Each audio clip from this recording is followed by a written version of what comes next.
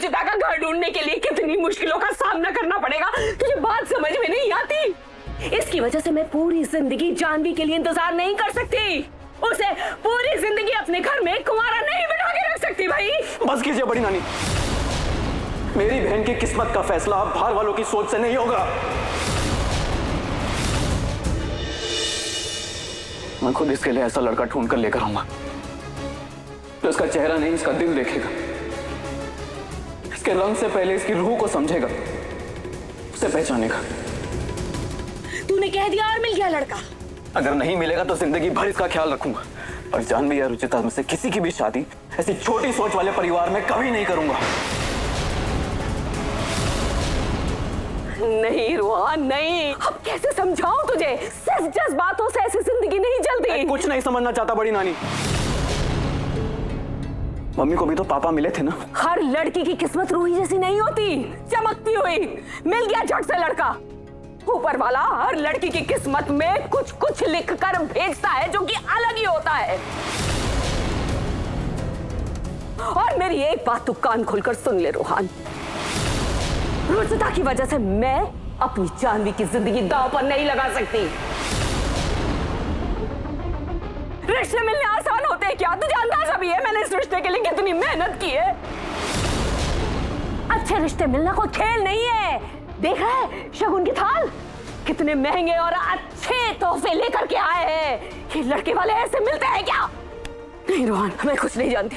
तू अभी के अभी महेश्वरी के घर जाएगा और उनके घर जाकर उनसे हाथ जोड़कर माफी मांगेगा। कहेगा तुझसे भूल हुई है, जो कुछ भी हुआ उसके लिए माफ कर दीजिए प्लीज बेटा। बहनों का भाई है तू, ऐसे नहीं करते बेटा। बड़ी नानी, क्या कहा आपने? महेश्वरी? ये वही महेश्वरी से जिन्होंने पहले भी रुचिता की बेइज्जती करी थी, उसे डराया था, वही महेश्वरी? आपको पता था ना वो कौन है, फिर भी आपने उन्हें हमारे घर में रिश्ते के लिए बुलाया। नहीं मैं मर जाऊंगा लेकिन इन लोगों से माफी कभी नहीं मांगूंगा। रोहन रोहन रोहन मेरी बात सुन रोहन।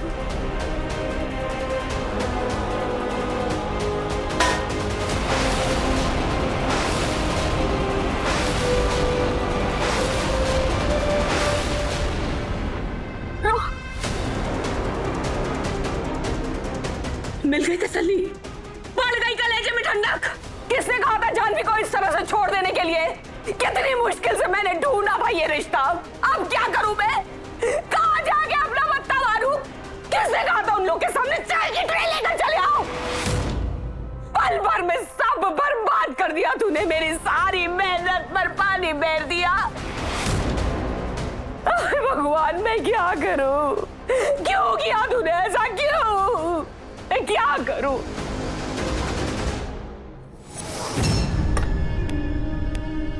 नानी आप पानी पीजिए। बड़ी नानी मैं जानती हूँ आज जो कुछ भी हुआ उससे आप बहुत नाराज हैं, लेकिन मैं रूहान भैया से बात करूंगी। उन्हें ना समझाने की पूरी कोशिश करूंगी मैं, क्योंकि आज जो कुछ भी हुआ है ना उसे जोड़ने के लिए शायद कोई ना कोई रास्ता जरूर बाकी हो।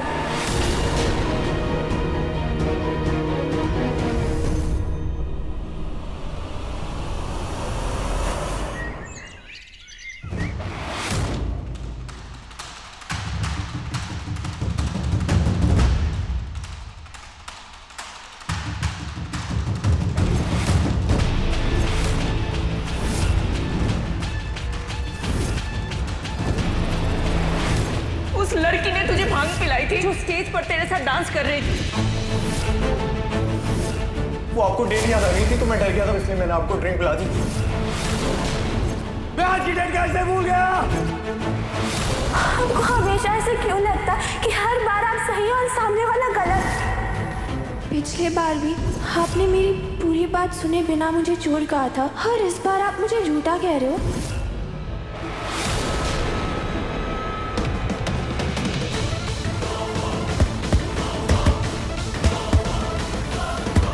मैंने आपको कोई ड्रिंक नहीं पिलाई थी, तो आप मुझ पर बेवजह से इल्जाम कैसे लगा सकते हैं?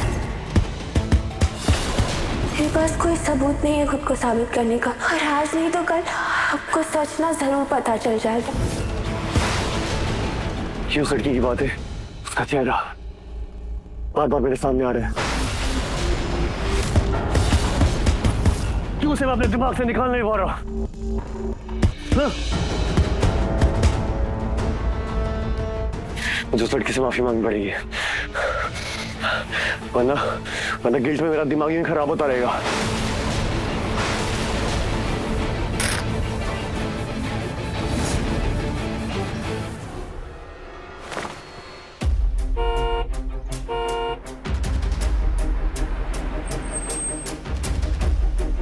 क्या सोचा, क्या हो गया? माँ जी, जो हुआ अच्छा ही हुआ। इन लोगों की सच्चाई तो सामने आ गई ना। आप लोग कहाँ गए थे?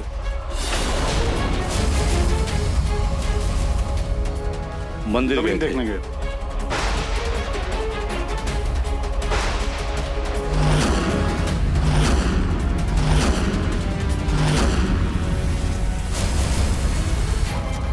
एक साथ दो अलग जगह। आप लोग मुझसे कुछ छुपा रहे हो क्या?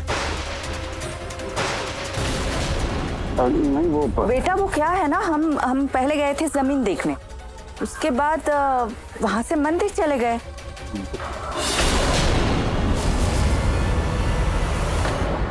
बहुत भूख लगी। हाँ, मैं खाने की तैयारी शुरू करती हूँ।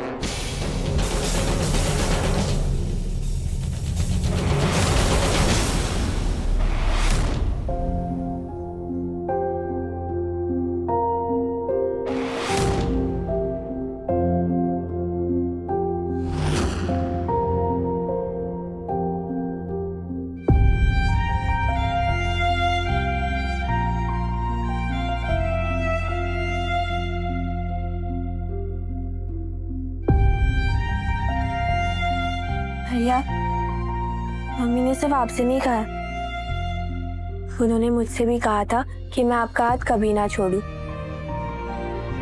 और उनकी कही हुई बात मैं कैसे भूल सकती हूँ? भले ही मैं आपसे छोटी हूँ, लेकिन मुझ में इतनी ताकत जरूर है कि आप अगर गुस्सा भी हो, अगर नाराज भी हो ना, तो आपका हाथ नहीं छूटने दूंगी। और मैं आपका हाथ इतनी मजबूती से पकड़ूंगी ना कि अगर आप छुड़ाना भी चाहे तो नहीं छोड़ सकते।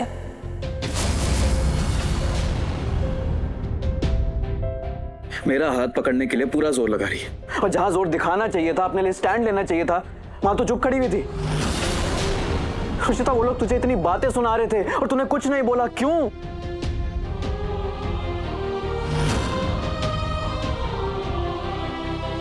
पर भैया, मैं तो जानवी दी के लिए चुप थी। जानवी के लिए चुप थी? अरे जानवी तो खुद वहां से भाग गई थी, तुझे क्या जरूरत थी उसके लिए सब कुछ सहने की? क्योंकि भैया, वो भी हमारी बहन है ना।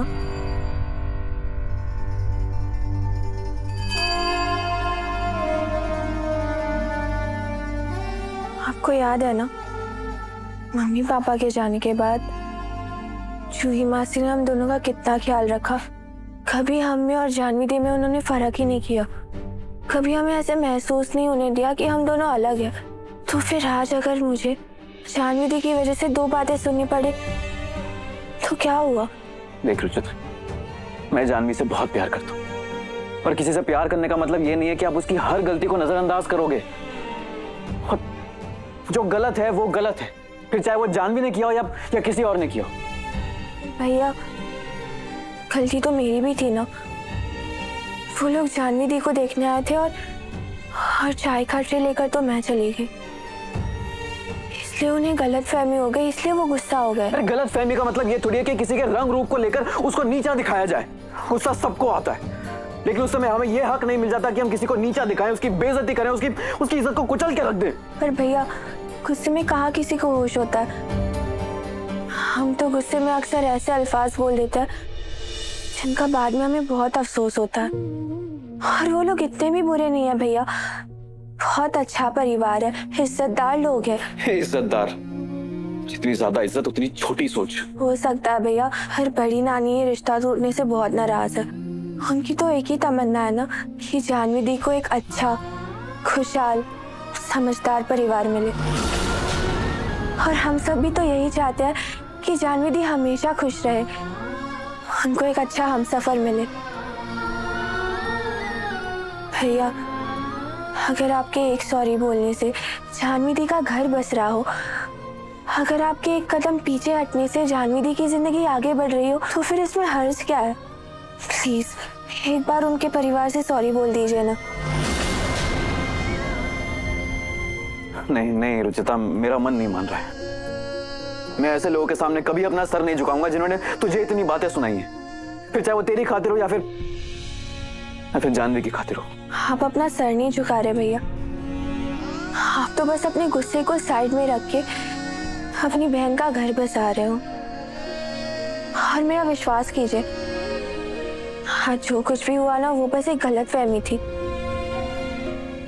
अगर जानवी दी आज नहीं जाती वहां से तो शायद बात इतने आगे नहीं बढ़ती। आप प्लीज एक बार जाके उनसे बात कीजिए, शायद आपका एक छोटा सा सॉरी ना जानवी दी के पूरे जिंदगी की सबसे बड़ी खुशी बन जाए।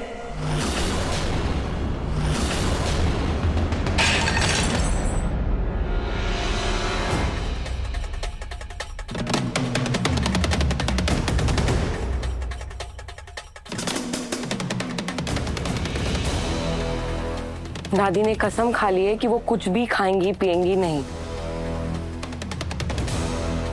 बड़ी नानी, आप ये क्या कर रही है?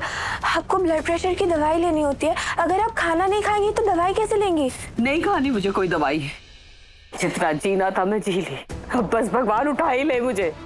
नानी क्या बचपना है, दवाई तो खानी पड़ेगी ना। कैसी बातें कर रही हैं आप? अपनी झूठी फिक्र ना मत दिखा मुझे। बचपन से लेकर आज तक पाल पोस कर तुझे इतना बड़ा किया, तेरे हर नखरे सहे, और आज तो तू बहुत बड़ा हो गया है, अपनी जिंदगी के आगे किसी को कुछ नहीं समझता है। तो ठीक है, फिर अपने घमंड को जीने दे, मर जाने दे अपनी नानी को। सोचा था जानवी की बड़े घर में शादी हो जाएगी तो रुचिता के लिए लड़का ढूंढने में आसानी होगी, बस यही सोच थी मेरी, पर मैं गलत। कहाँ समझे मुझे। उसका भाई तो है, अपनी बहनों के बारे में सारे फैसले सही लेगा, यही तो लेगा। अपनी बहनों का तो दुश्मन समझता है मुझे। नहीं बड़ी नानी, आप ऐसे मत कहिए, रूहान भैया जाके उनसे बात करेंगे, है ना भैया? कुछ नहीं करेगा, देख कैसे पुत्ता सुझा के बैठा हुआ है। रहने दे रुचिता, रहने दे, कोई जरूरत नहीं। रूहान को लगता है एक वही है जो सही है, बाकी सारी दुनिया गलत है। अरे पूरी बात को ना ठीक से समझा, न सुना, न बात की गंभीरता जानी, बस बरस पड़ा मेहमानों पर। आज तक न गोयल परिवार में न गोयनका खानदान में इतनी बदतमीजी मेहमानों के साथ किसी ने की है, लेकिन रूहान ने आज तक की सारी परंपराएं तोड़ दी, हमारे सारे संस्कार मिट्टी में मिला दिए। मेहमानों से इतनी बदतमीजी करने के बाद उनसे माफी मांगने के बजाय अपनी जिद पर अड़ा हुआ है। ये नहीं माफी मांगने वाला। रुचिता, वो रस्सी कहाँ है जो तुझे सुबह जानवी को ला कर दी थी?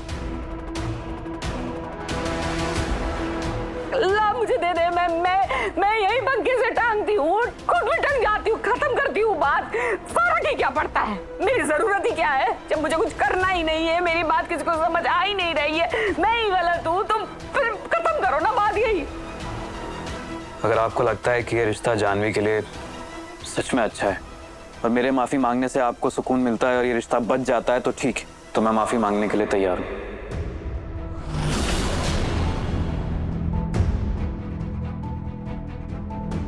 सच? पर मेरी एक शर्त है, अगर जानवी इस रिश्ते के लिए तैयार नहीं है और वो मना करती है तो मैं उसे फोर्स नहीं करूंगा, बल्कि उसके साथ खड़ा रहूंगा। अरे बेटा, जानवी ना समझ है, उसे सही गलत की समझ ही कहाँ है। मैं समझाऊंगी उसको, और देखना वो भी इस रिश्ते को एक मौका तो जरूर देगी। तो फिर ठीक है, मैं महेश्वरी परिवार से माफी मांगने जाऊंगा। पक्का जाएगा ना? पर उससे पहले आपको झलक मामी के हाथ का बनाया ये टेस्टी टेस्टी खाना थोड़ा सा खाना पड़ेगा, तब तक मैं नहीं जाऊंगा। आइए बैठिए, ये देखिए सबसे पहले हम खाएंगे आपका फेवरेट साबूदाना की खिचड़ी।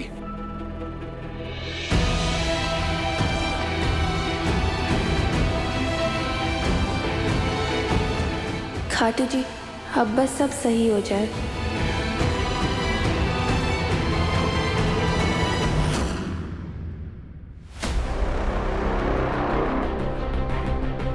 हैसियत में वो लोग हमसे छोटे हैं, फिर भी उनके घर की बेटी को हमने अपनी घर की बहू बनाना चाहा, लेकिन उन लोगों ने क्या किया, हमें धोखा देने की कोशिश की। इस बेइज्जती को हम जिंदगी भर भुला नहीं पाएंगे। लेकिन सुभद्रा, गुरुजी ने जो कहा था उसका क्या? उनके हिसाब से तो वो लड़की जानवी हमारे निहाल के लिए सबसे सुयोग्य है। तो इसीलिए तो हम रिश्ता लेकर उनके घर गए थे। जानवी हमें भी बहुत पसंद है, लेकिन जब सामने वाला अपनी जुबान और बर्ताव की मर्यादा को भूल जाए तो क्या किया जा सकता है। अगर गुरुजी ने ना कहा होता तो हम उनकी दहलीज पर कभी पाँव नहीं रखते, लेकिन जो कुछ भी वहां हुआ है ना, उसे हम सुभद्रा महेश्वरी इतनी आसानी से भूल नहीं पाएगी। मुझे माफ कर दीजिए, आप सबसे मैंने जो भी बदतमीजी की उसके लिए मैं पूरे दिल से माफी मांगता हूँ।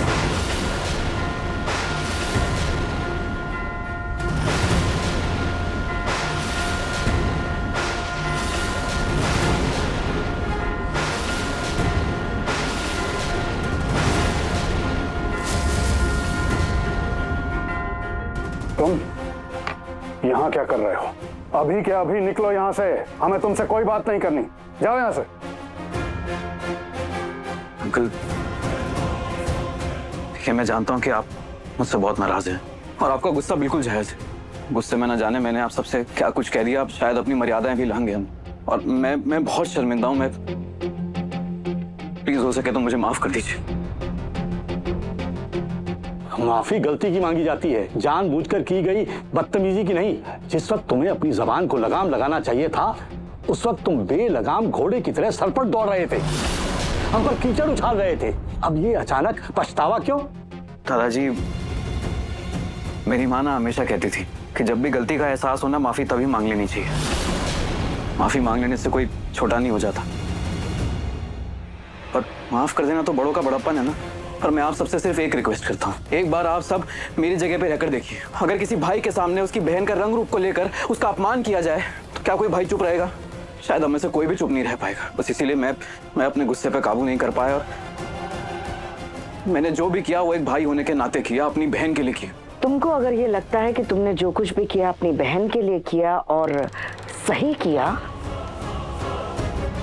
तो अभी माफी क्यों मांग रहे हो? क्योंकि एक बहन को बचाने की कोशिश में मैंने अपनी दूसरी बहन के लिए मुश्किलें बढ़ा दी। इसीलिए आप सबसे माफी मांगना चाहता हूँ। जानवी भी मेरी बहन है, आप सब जानवी के लिए रिश्ता लेकर आए और बात ने कुछ और ही मोड़ ले लिया। एक गलत फहमी ने दूसरी गलत फहमी को जन्म दिया, और नतीजा ये हुआ कि मेरी बड़ी नानी और मेरी बहन रुचिता को आप सबसे बहुत सारी बातें सुननी पड़ी। पर मेरा यकीन कीजिए, हम में से किसी का कोई इरादा नहीं था आप सबको धोखे में रखने का या आप सबको धोखा देने का। प्लीज मेरा विश्वास कीजिए।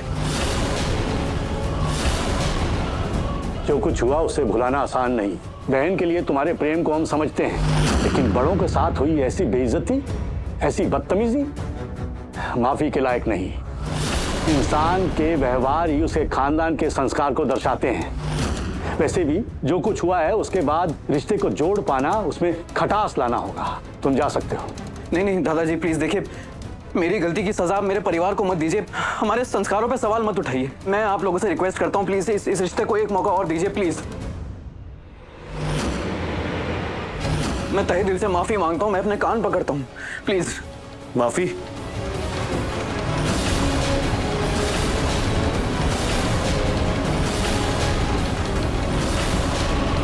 किस बात की माफी? सबसे बदतमीजी करने के लिए माफी।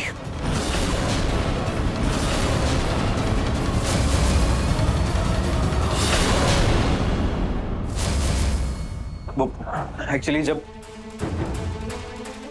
सब इस लड़की की तुम्हारी दादी के साथ थोड़ी कहासुनी हो गई, इसलिए माफी मांग रहा है।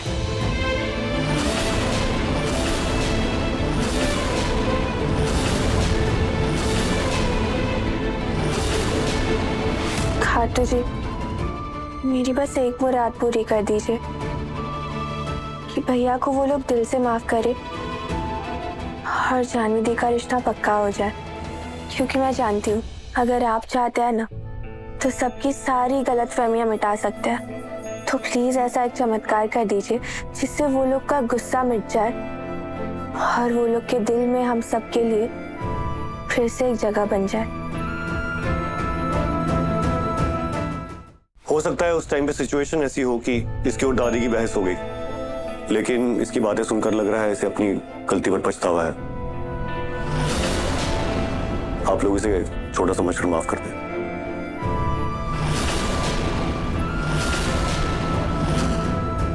और वैसे भी दादू, आप कहते हैं ना, माफी मांगने से ज्यादा बड़प्पन माफ करने में होता है।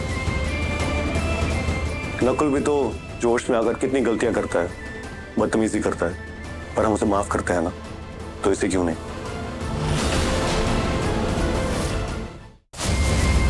खाटू श्याम जी के मंदिर परिसर में एक बरगद का पेड़ है। आज शाम 5 बजे आपके निहाल के लिए सुयोग्य कन्या के वहीं दर्शन होंगे।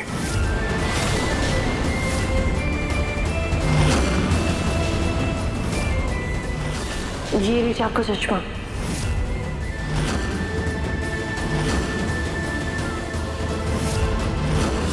मेरे पास है ना गुलाब जल है, आपकी आंखों में डाल देती हूँ, आपको ठीक लग जाएगा।